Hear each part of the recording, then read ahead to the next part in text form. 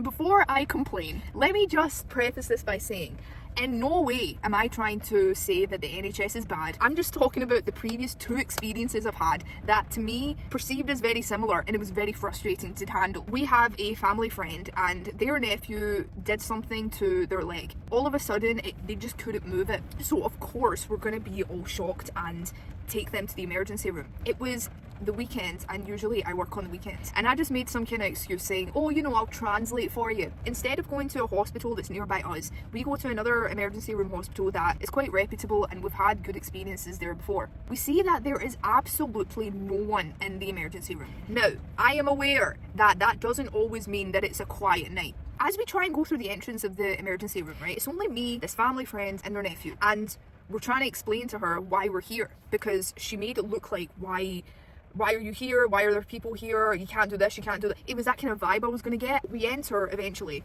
and we're told to just wait for the reception to go sit down and explain our situation, ID, yada yada. But as we're waiting, I see this guy walk in and he looks quite rushed and he's trying to get through the double doors. And that exact same rule following nurse came up and said, is there a reason why you're trying to get in? And the guy says, my wife's giving birth right now, so I'm just trying to get through to go there. She says nobody else is allowed to go through, it is only the patient. I can hear this and I'm like, that's the dad though.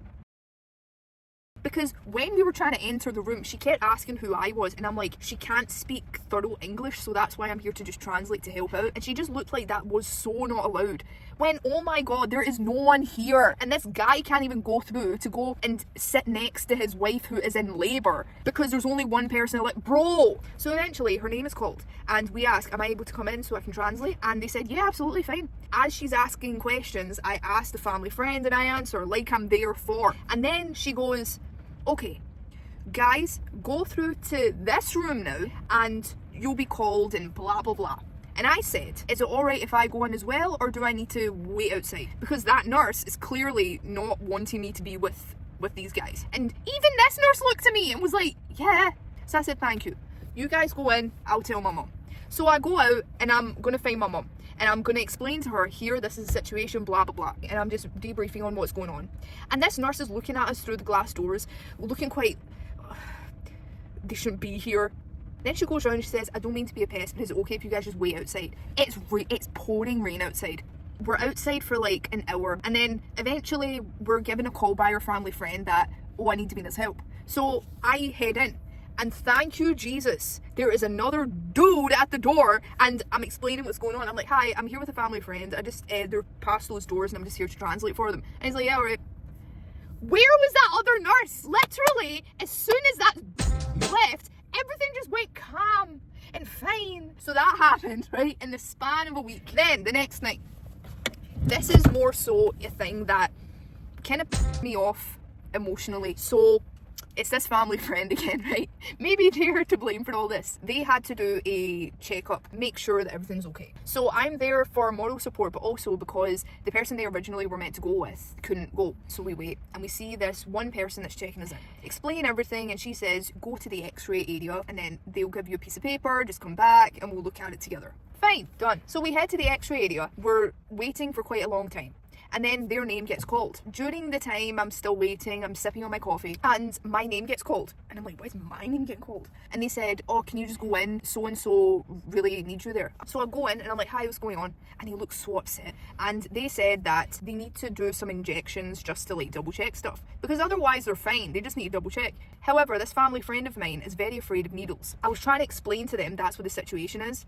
But this family friend of mine was like, no, I need to call the original person that was meant to be here with me. And I asked the doctor and I said, that's what they want to do. Is that okay? It will only take a minute.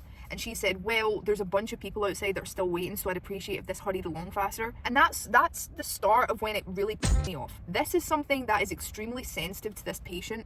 And you as a doctor, you as someone that does this all the time, should be so hyper aware of how sensitive this topic is. Instead of trying to in fact, it wasn't just the doctor was somewhat tolerable, it was this nurse that was next to her. This nurse, right, I'll get to her later. Basically, the back and forth of how busy it apparently is took longer than the phone call. Eventually, she says, okay, I'll step out, and she takes the phone call, right? As soon as she comes back in, we're explaining to this family friend again what's going on.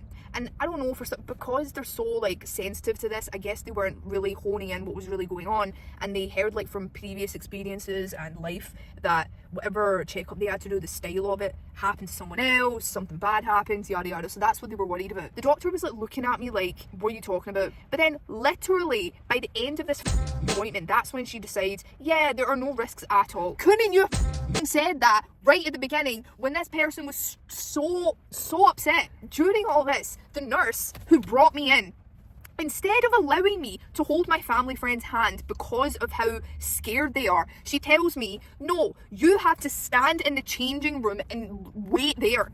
Why the am I here then? She was treating both of us like kids, and she kept trying to rush the process. This isn't something that happens to us every day, believe it or not. So do you want to try and be a tiny bit more sensitive? The way her voice was, so loud, so demanding, and then I said, can I at least hold her hand?